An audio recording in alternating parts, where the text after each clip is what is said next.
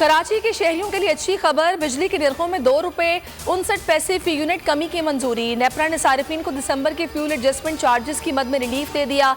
इतलाक मार्च के बिलों पर होगा। के इलेक्ट्रिक ने ₹1.80 फी यूनिट कमी की दरखास्त की थी।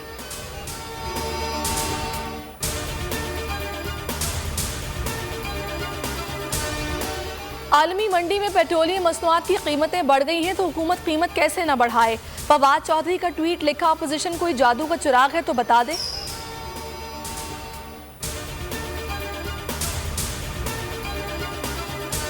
सिंध में 2.5 माह बाद खुलने वाले सीएनजी स्टेशन फिर बंद। एसएसजीसी ने 72 घंटों के लिए बंद करने का ऐलान कर दिया।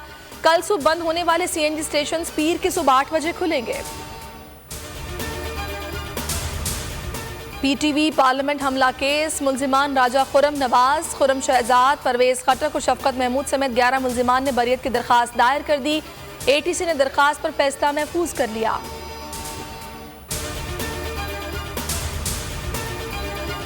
पीटीआई रहनुमा फैसल वाउडा की खाली नशिस्त पर ज़िमनी इंतखाब, कागजात नामजदगी आज से जमा होंगे।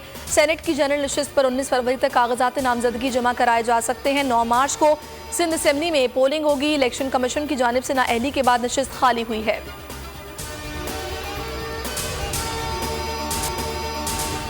मुल्क में कोरोना से हलाकतों का सिलसिला जारी, मजीद 40 अमवात, मजीद 29,917 हो गई। 2870 नए केसेस रिपोर्ट, शरह 5.55% रही।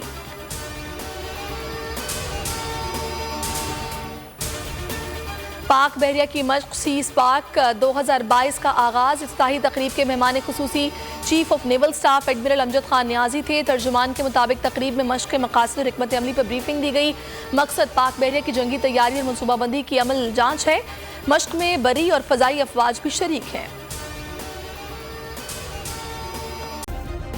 सब्सक्राइब करें और बेल दबाएं ताकि कोई खबर रह न जाए।